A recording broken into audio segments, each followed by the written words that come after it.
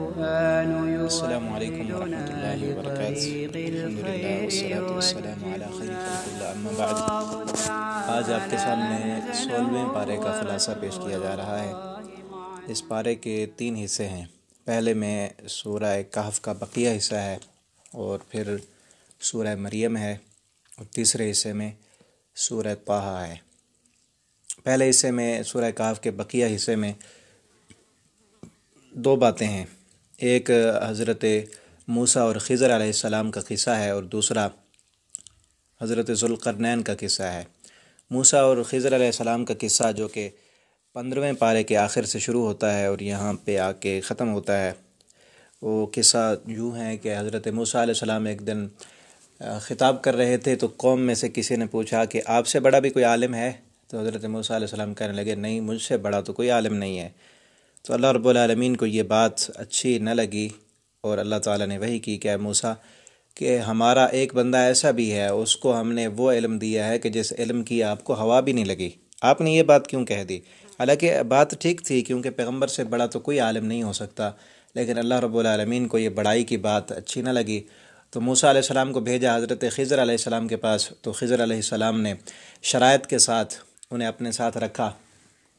کہ میرے ساتھ رہنا ہے تو پھر کوئی سوال نہیں کرنا، جو بھی میں کام کروں پوچھنا نہیں ہے آپ نے۔ تو کچھ دنوں تک موسیٰ علیہ السلام حضرت خضر علیہ السلام کے ساتھ رہے، تو 3 عجیب و غریب واقعات آئے۔ ایک تو کشتی میں سوار ہوئے دریا پار کرنے کے لیے، تو حضرت خضر علیہ السلام نے اس کشتی کا پھٹا توڑ دیا، اور پھر ایک غلام فانطلق حتی اذا لقی غلاما فقتلہ، ایک غلام ملا، بچہ کھیل رہا تھا، اسے پکڑ کر مار ڈالا۔ اور تیسرا پھر ایک بستی میں گئے، وہاں سے استطعم، وہاں سے کھانا مانگا، کھانا کھانے کے لیے بھوکے تھے، تو انہوں نے کھانا نہیں دیا، ان بستی والوں نے نہ رہائش دی نہ کھانا دیا۔ تو حضرت خضر علیہ السلام نے وہاں سے جب صبح کو روانہ ہونے لگے تو ایک دیوار دیکھی جو گر رہی تھی، اسے جو ہے نا وہ سیدھا کر دیا۔ تو حضرت موسیٰ علیہ السلام تینوں واقعات پر صبر نہ کر سکے اور بولتے رہے، بول پڑے۔ 3 واقعات کے بعد انہیں حضرت خضر علیہ السلام نے خود سے جدا کر دیا، اور تینوں واقعات کی جو ہے حکمت تھی وہ بتا دی کہ کشتی کا پھٹا اس لیے توڑا تھا چونکہ آگے ایک بادشاہ تھا جو صحیح سالم ہر کشتی کو اپنے قبضے میں لے لیتا تھا، اور یہ ایک مسکینوں کی کشتی تھی، تو ان کی کشتی خراب ہو جاتی، اس لیے ہم نے پھٹا توڑا تاکہ یہ کشتی اس بادشاہ کے قبضے میں نہ جائے۔ اور جو غلام جسے قتل کر دیا، وہ اس کے والدین جو تھے وہ نیک تھے، فاراد ان یبدلہما ربہما خیرا منہ زکوٰۃ، تو میں نے یہ ارادہ کیا کہ اللہ ان کو اس سے بہتر اولاد عطا کر دے گا۔ اگر یہ بڑا ہو جاتا اور شقی بنتا اور اپنے والدین کے لیے بھی جہنم کا باعث بن جاتا، اسی لیے اس کو قتل کیا۔ اور جو دیوار تھی اس کے نیچے یتیم بچوں کا سامان تھا، پیسے تھے، ان کے باپ نے اس کے نیچے چھپائے تھے، اگر اسی صورت میں وہ دیوار گر جاتی تو وہ خزانہ کوئی اور نکال لیتا۔ تو یہاں ایک نقطے کی بات یہ بھی ہے، اللہ تعالیٰ فرماتے ہیں کان تحتہ کنز لہما وکان ابوہما صالحا، کہ ان کا باپ نیک تھا۔ اگر والدین نیک ہوں تو ان کی نیکی کا اثر، ان کی نیکی کا فائدہ اولاد پر بھی ہوتا ہے۔ آپ خود نیک بن جائیں، آپ کی اولاد کی حفاظت اللہ رب العالمین اپنے پیغمبروں کو بھیج کر بھی کراتے ہیں۔ نیک بندوں کی اولادوں کی بھی حفاظت اللہ تعالیٰ فرماتے ہیں، شرط یہ ہے کہ ہم نیک بن جائیں۔ تو یہ تینوں حکمتیں بتا دیں، اور ساتھ یہ بھی کہہ دیا ما فعلتہ عن امری، یہ سب کچھ میں نے اپنے حکم سے نہیں کیا بلکہ اللہ کا ہی یہی فیصلہ تھا۔ دوسرا حضرت ذوالقرنین کا قصہ ہے، کیونکہ 3 سوال کیے تھے مکہ والوں نے کہ ذوالقرنین، ان میں سے یہ سوال بھی تھا وَيَسْأَلُونَكَ عَنْ ذِي الْقَرْنَيْنِ، کہ آپ سے ذوالقرنین کے بارے میں پوچھتے ہیں۔ وہ ایک بادشاہ تھا، اللہ رب العالمین نے بڑی اس کو طاقت دی تھی، اور اس نے مشرق اور مغرب کا سفر کیا، اور ایسی قوم کے پاس گیا جو بڑے ظالم تھے اور فتنہ اور فساد مچانے والے تھے۔ حتی اذا بلغ بین الصدین وجد من دونہما قوما لا یکادون یفقہون قولا، تو قوم لوگ کہنے لگے یا ذا القرنین ان یأجوج ومأجوج مفسدون فی الارض، یہ یاجوج اور ماجوج زمین پر فساد مچاتے ہیں، ہم ان سے نجات حاصل کرنا چاہتے ہیں۔ یہ نا ایک قوم تھی، 2 پہاڑوں کے درمیان سے راستہ آتا تھا، اور وہاں سے آتے اور زمین پر فساد مچاتے، ڈاکے ڈالتے اور سب کچھ لوٹ کر چھین کر پھر واپس چلے جاتے۔ تو انہوں نے نا لوگوں کو ساتھ ملایا، تو وہاں ایک بہت بڑی دیوار بنا دی، اور یہ کہا کہ اب یہ اس دیوار کو کراس نہیں کر سکیں گے، لیکن جب قیامت آئے گی تو یہ دیوار ٹوٹے گی، گرے گی، تو پھر سے یہ قوم واپس یہاں سے نکل کر خروج کر کے آ جائے گی۔ اس کے بعد اس ذوالقرنین کے واقعے میں بھی کئی حکمتیں ہیں ہمارے لیے۔ ذوالقرنین نے جس کو اللہ رب العالمین نے اتنی طاقت دی تھی، سلطنت دی تھی، اس نے بھی جب دیوار بنانے لگا یہ نہیں کہا کہ میں نے اپنی قوت سے، اپنی طاقت سے دیوار بنائی ہے، بلکہ ذوالقرنین نے جب دیکھا نا دیوار کو، دیوار بن چکی تھی، بہت بڑی دیوار بنائی، اور دیوار کو دیکھ کر لوگ ذوالقرنین کی تعریفیں کرنے لگے، دیکھو ذوالقرنین کس قدر کرنے والا، بھرنے والا ہے، اتنی بڑی دیوار بنا دی، اتنا بڑا کارنامہ، اور ایسی دیوار کہ آج کے اس جدید ٹیکنالوجی کے دور میں ویسی دیوار کسی نے نہیں بنائی۔ تو سب لوگ جب اس کی تعریفیں، ذوالقرنین کی تعریفیں کرنے لگے تو انہوں نے کہا قال ھذا رحمۃ من ربی، یہ میرا کوئی کمال نہیں ہے، میری کوئی اس میں محنت اور طاقت نہیں ہے، یہ میرے رب کا فضل ہے، ھذا رحمۃ من ربی، یہ میرے رب کا فضل اور میرے رب کی رحمت ہے۔ فاذا جاء وعد ربی جعلہ دکا، اور یہ دیوار اس کی مضبوطی کو نہ دیکھو، جب میرے رب کا وعدہ آئے گا نا یہ دیوار بھی ٹوٹ کر ریزہ ریزہ ہو جائے گی۔ ہمیں بھی یہ سبق ملتا ہے کہ جب لوگ ہماری تعریفیں کریں کہ تم نے تو آج کمال کر دیا، آج ایسے کر دیا، آپ نہ ہوتے تو یہ کام کبھی نہ ہو سکتا تھا، تو ہم بھی کہیں ھذا رحمۃ من ربی، یہ میرے رب کی رحمت ہے۔ اور اس کے بعد دوسرا حصہ جو اس پارے کا ہے اس میں سورہ مریم ہے۔ سورہ مریم کے اندر اللہ رب العالمین نے تقریباً 17 انبیاء کرام کا، 11 انبیاء کا ذکر کیا ہے، اور 3 انبیاء کرام کا ذکر قدر تفصیل کے ساتھ ہے، اور باقیوں کا کچھ کا نام آیا ہے اور کچھ کے تھوڑے سے واقعات اللہ تعالیٰ نے بیان کیے ہیں۔ شروع میں حضرت زکریہ علیہ السلام کا واقعہ ہے، ان کو جب بڑھاپے کی عمر میں اللہ رب العالمین نے بیٹا دیا، اور اللہ تعالیٰ فرماتے ہیں ذکر و رحمت ربک عبدہ زکریا، کہ اپنے رب کی رحمت کا تھوڑا سا تذکرہ کرو جو اپنے بندے پر اللہ نے رحمت کی، کہ اذ نادى ربہ نداء خفیہ، کہ جب وہ بوڑھا ہمارا بندہ چھپ چھپ کے دعا کرتا تھا۔ چھپ کر کیوں کرتے تھے؟ کیونکہ بوڑھے ہو چکے تھے، ہڈیاں کمزور تھیں، سر سفید تھا، اشتعل الرأس شیبا ولم اکن بدعائک ربی شقیا۔ اب چھپ کر کرتے تھے کہ لوگ دیکھ کر مذاق نہ کریں کہ اب بوڑھے کو بھی بیٹا چاہیے،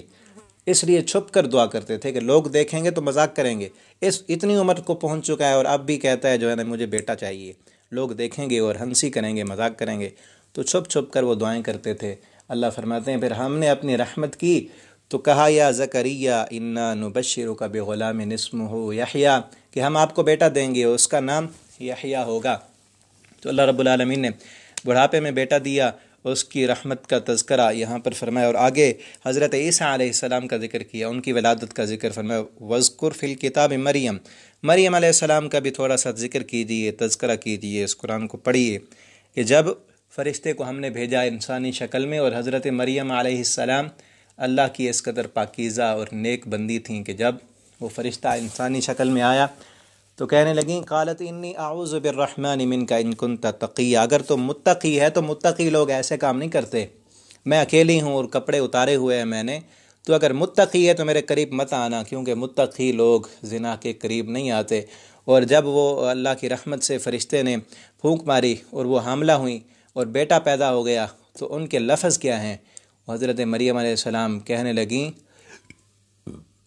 کہ اس سے پہلے مت قبل ھذا وکنت نسیا منسیا، اس سے بہتر تھا میں مر چکی ہوتی اور میں کنت نسیا منسیا، بھولی بصری ہو چکی ہوتی، مجھے یاد کرنے والا بھی کوئی نہ ہوتا، اب تو مجھ پر تہمتیں لگیں گی۔ تو ایک پاکیزہ عفت والی مسلمان عورت کے لیے اگر یہ بدنامی کی تہمت لگ جائے، اس سے بہتر ہے کہ وہ مر جائے، اس کا مر جانا، اس دنیا سے چلے جانا اس کے لیے بہتر ہے کہ اس کی عزت پر داغ لگیں، زنا کی تہمت لگے، اس پر بدکاری کی چھینٹیں آئیں، تو اس سے بہتر ہے کہ وہ مر جائے۔ یہ مریم علیہ السلام کا پیغام ہے، یا لیتنی مت قبل ھذا، اس سے بہتر تھا کہ میں مر چکی ہوتی، میرے اوپر یہ اب بدنامی کے داغ تو نہ لگتے۔ تو حضرت مریم علیہ السلام کا یہ واقعہ اللہ رب العالمین نے یہاں پر اس لیے بیان فرمایا کہ اس وقت جب یہ صورت نازل ہوئی مکہ میں تو روم کے اور یونان کے فلسفی تھے جو اپنے فلسفے کے زور سے یہ باتیں باور کرا رہے تھے کہ ہر چیز کے لیے کوئی نہ کوئی سبب ہوتا ہے، کہ جب تک سبب نہ ہو کوئی بھی چیز نہیں آ سکتی۔ تو اللہ رب العالمین نے ان یونانیوں کے فلسفے کا رد کرتے ہوئے فرمایا ہے کہ دیکھو حضرت زکریا علیہ السلام اب سبب نہیں ہے، عمر نہیں ہے بیٹا ہونے کی، ہم بغیر سبب کے رب چاہے تو بیٹا دے سکتا بغیر سبب کے۔ اور پھر مریم علیہ السلام کا ذکر کیا کہ وہاں پھر زکریا علیہ السلام کے ہاں تو کچھ نہ کچھ سبب تو ہے، ماں بھی ہے، باپ بھی ہے، اب عمر نہیں ہے، کوئی سبب تو موجود ہے، اللہ نے بیٹا دے دیا ہے۔ یہاں دیکھیں سبب بالکل ہی نہیں ہے،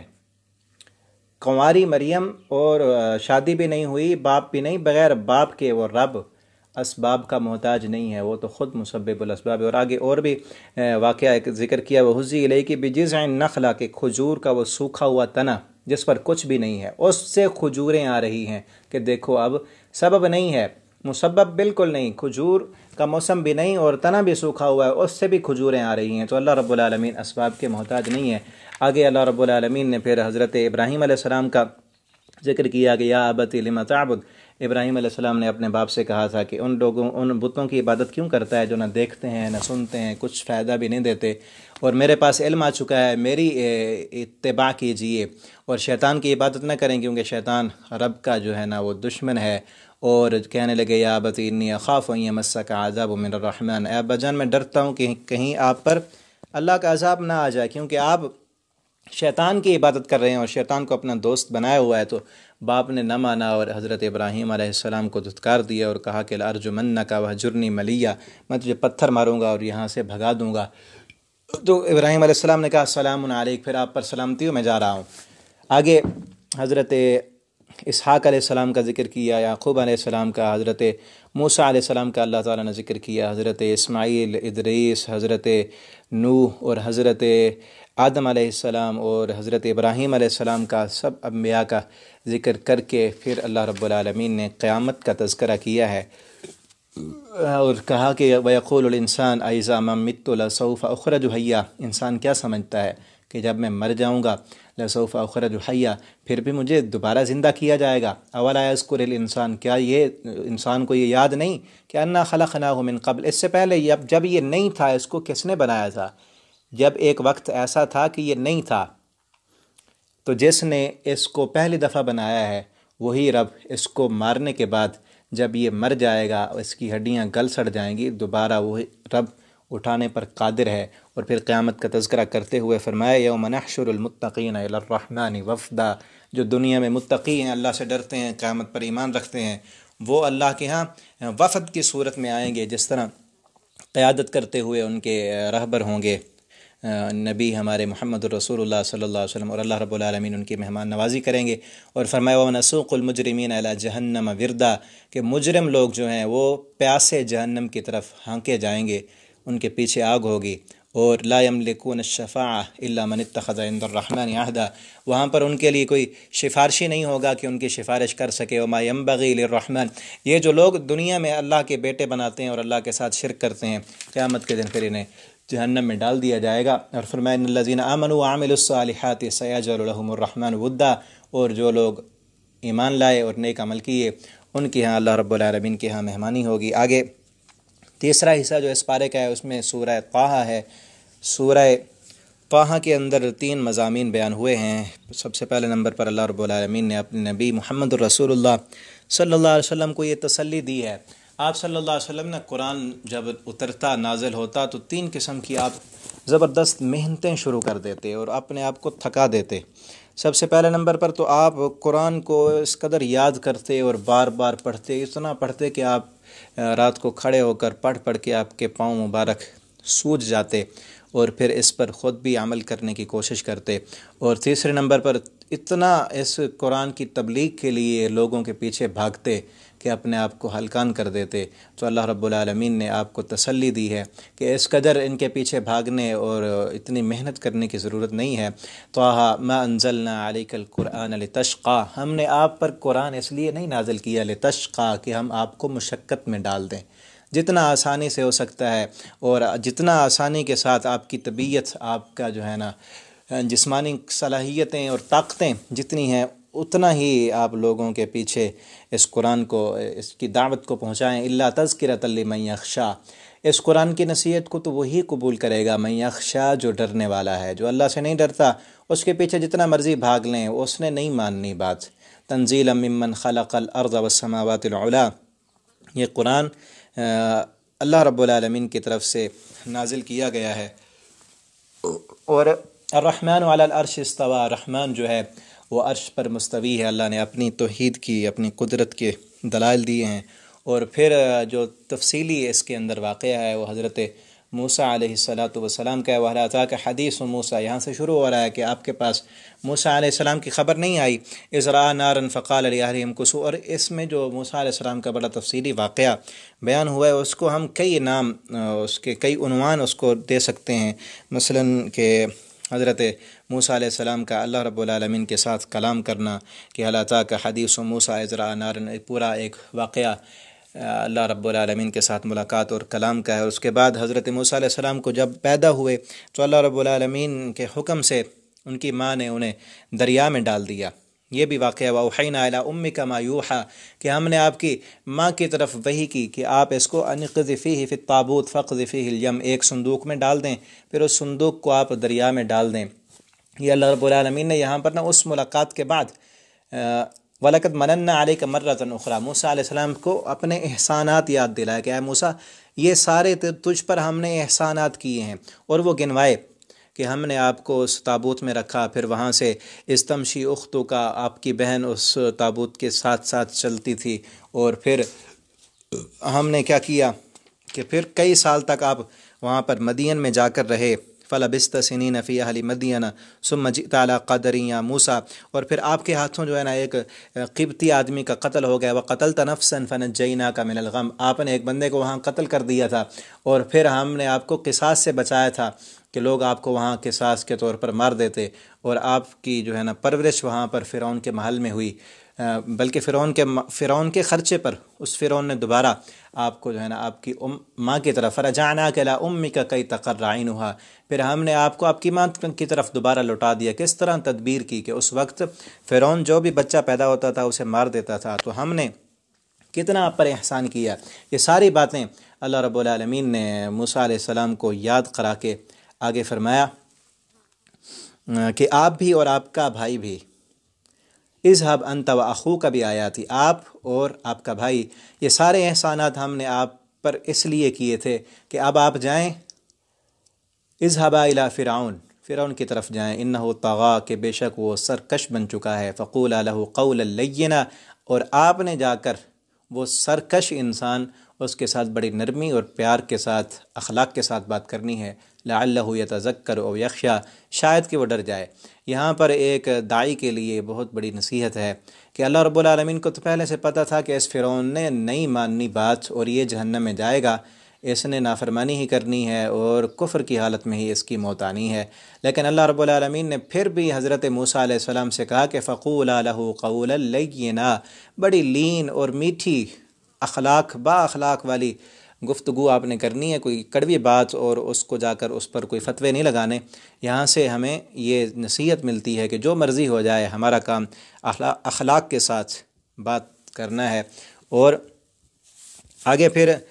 حضرت موسیٰ علیہ السلام جب فرعون کے پاس گئے، جا کر اس کو دعوت دی، وہ نہ مانا، اور اس نے کہا قال جئتنا لتخرجنا من ارضنا بسحرک یا موسیٰ، اے موسیٰ تو جادوگر ہے۔ اللہ رب العالمین نے وہ نشانیاں، علامتیں دی تھیں، وہ لاٹھی جو عصا سانپ بن جاتا تھا اور ہاتھ کو آپ بغل میں ڈال کر باہر نکالتے تھے، وہ چمکنے لگ جاتا تھا، تو کہنے لگا کہ تو یہ جادوگر ہے، اس لیے آیا ہے کہ تو ہمیں اس ہماری زمین سے ہمیں باہر نکال دے۔ فَلَنَأْتِيَنَّكَ بِسِحْرٍ مِّثْلِهِ، ہم بھی تجھ جیسا جادو لائیں گے اور تیرے ساتھ مقابلہ کریں گے۔ پھر وہاں پر مقابلہ ہوا، اللہ رب العالمین نے حضرت موسیٰ علیہ السلام کو نجات دی۔ یہاں بھی تذکرہ ہے تھوڑا سا، اور 9ویں پارے میں بھی اس کا تذکرہ گزر چکا ہے، آگے بھی آئے گا 19ویں پارے میں۔ تو اس کے بعد اللہ رب العالمین نے وَلَقَدْ أَوْحَيْنَا إِلَىٰ مُوسَىٰ أَنْ أَسْرِ بِعِبَادِي، اللہ رب العالمین نے پھر وحی کی کہ آپ راتوں رات بنی اسرائیل کو لے کر اس بستی سے نکل جائیں۔ حضرت موسیٰ علیہ السلام نے اپنی قوم کو، بنی اسرائیل کو لے کر مصر سے نکلے، اور پیچھے فرعون اور اس کی فوجوں نے آپ کا تعاقب کیا، لیکن راستے میں اللہ رب العالمین نے دریا سے موسیٰ علیہ السلام کو اپنے قدرت کے ساتھ نکال دیا، اور فرعون اور اس کی سارے لشکر اور اس کی فوجیں اس میں غرق ہو گئیں دریا میں۔ اس کے بعد پھر نکل کر جب آگے گئے تو پھر سامری نے بچھڑا بنا لیا، وَأَضَلَّهُمُ السَّامِرِي، حضرت موسیٰ علیہ السلام پھر اللہ کی ملاقات کے لیے طور پہاڑ پر گئے تو پیچھے سے سامری نے جو ہے نا بچھڑا بنا لیا، اور شرک پر لگ گئے، شرک پر لگا دیا۔ اب یہاں ایک اہم ترین بات اور نقطہ یہ ہے کہ حضرت موسیٰ علیہ السلام کے قوم کو اللہ رب العالمین نے فرعون کی غلامی سے آزادی دی، اور جیسے ہی باہر نکلے تو سامری نے ایک بچھڑا بنایا، تو اللہ رب العالمین نے یہ عذاب مسلط کیا کہ میں نے تمہیں نجات دی تھی، اب تم نے شرک کیا ہے، اب تمہیں مارنے کے لیے وہ فرعون کی فوجیں نہیں آئیں گی، بلکہ اب تم آپس میں لڑتے رہو گے، ایک دوسرے کو قتل کرو گے، ایک دوسرے کو مارو گے۔ وہی ہوا بنی اسرائیل میں، اور آج تک یہودی ایک دوسرے کے خلاف ہیں۔ تو ہم بھی دیکھیں، ہم جب اس ملک پاکستان کے بننے سے پہلے انڈیا میں تھے اور پورے ہندوستان میں مسلمانوں پر مظالم ہوتے تھے، ہم نے اللہ سے کہا کہ ہمیں ان ہندوؤں سے، ان کی غلامی سے نجات دیں، تو ہم ایک اللہ کی عبادت کرنے والے بن جائیں گے۔ تو ہمیں بھی اللہ رب العالمین نے ملک پاکستان کی صورت میں آزادی دی، اور ساری جو ہے نا زمینوں اور اختیارات کا اللہ تعالیٰ نے مالک بنایا۔ تو ہم نے کیا کیا؟ اس موسیٰ علیہ السلام کی قوم نے، بنی اسرائیل نے ایک بچڑا بنایا تھا، ہم نے اپنے ملک کے ہر شہر میں، ہر بستی میں، ہر علاقے میں اللہ کے مقابلے میں سجدہ گاہیں تیار کیں، مندر بنائے، خانقاہیں بنائیں۔ وہاں مندر تھے، ہم نے خانقاہیں بنائیں، وہاں پر اوپر رکھے ہوئے بتوں پر سجدے کیے جاتے تھے، یہاں پر قبروں پر سجدے شروع ہو گئے۔ تو اللہ رب العالمین نے ہم پر بھی وہی عذاب مسلط کیا کہ ہر گھر میں لڑائی ہے، ایک دوسرے کے خلاف ہیں، ایک دوسرے کو مار رہے ہیں، پنجابی سندھی کو مار رہا ہے اور سندھی بلوچی کو مار رہا ہے، ایک دوسرے پر بہتان درازیاں اور ایک دوسرے کو قتل و غارت اس قدر عام ہے کہ ہر دن ہر اخبار بھری ہوتی ہے، کہیں پر غیرت کے نام کے قتل ہوتے ہیں، کہیں پر خاندانی تعصب کی وجہ سے قتل ہوتا ہے۔ یہ سبب اور وجہ یہی ہے کہ ہم نے ملک لیا تھا کہ خالصتاً اللہ کی عبادت کریں گے، اور اس میں بھی ہم نے شرک و بدعات کی۔ اللہ رب العالمین ہمیں اس ملک کی قدر کرنے کی توفیق عطا فرمائے۔ اس کے بعد موسیٰ علیہ السلام جب واپس آئے طور پہاڑ سے، تو اپنے بھائی سے بڑے ناراض ہوئے۔ فرجع موسیٰ الی قومہ غضبان آسفا، تو ان کے بھائی نے کہا کہ یہ میرا کام نہیں ہے، یہ تو سامری نے ان کو اس کام پر لگا دیا ہے، میں نے تو نہیں کہا تھا۔ اس کے بعد آگے اس پارے کے آخر میں اللہ رب العالمین نے جو تیسرا اس سورت کا حصہ ہے، حضرت آدم علیہ السلام کا ذکر کیا ہے۔ وَإِذْ قُلْنَا لِلْمَلَائِكَةِ اسْجُدُوا لِآدَمَ، کہ آدم علیہ السلام کو بنایا تو پھر فرشتوں سے کہا کہ اسے سجدہ کرو، ابلیس نے نہ کیا، تو پھر آدم علیہ السلام کو جا کر پھسلایا اور ان سے غلطی ہو گئی۔ فوسوس الیہ الشیطان، یہ واقعہ اللہ تعالیٰ نے ذکر کیا۔ اس کے بعد بڑی اہم ترین آیت ہے، اللہ تعالیٰ فرماتے ہیں وَمَنْ أَعْرَضَ عَنْ ذِكْرِي فَإِنَّ لَهُ مَعِيشَةً ضَنْقًا، کہ جو بندہ ہماری ذکر سے منہ موڑے گا، ہم اس کی معیشت کو تنگ کر دیں گے۔ تو اس معیشت سے مراد دنیاوی اسباب معیشت نہیں، جو ہماری معاشیات ہے وہ نہیں ہے، بلکہ اس کا معنی یہ ہے کہ جو اللہ کی یاد سے غافل ہوگا، اللہ فرماتے ہیں ہم اس کی زندگی کو حیران کن بنا دیں گے۔ آمدن بہت ہوگی، لاکھوں کمائے گا، اربوں کمائے گا، لیکن سکون نہیں پائے گا۔ رات کو سونے کے لیے، نیند کرنے کے لیے اسے ٹیبلٹ لینا ہوگی تو پھر نیند آئے گی، ورنہ نہیں آئے گی۔ یہ ہے اصل ذکر سے منہ موڑنا۔ من اعرض عن ذکری، جو اللہ کی یاد سے، اور مفسرین نے یہاں لکھا ہے ذکر سے مراد صلاۃ ہے، نماز سے جو انسان منہ موڑ لے،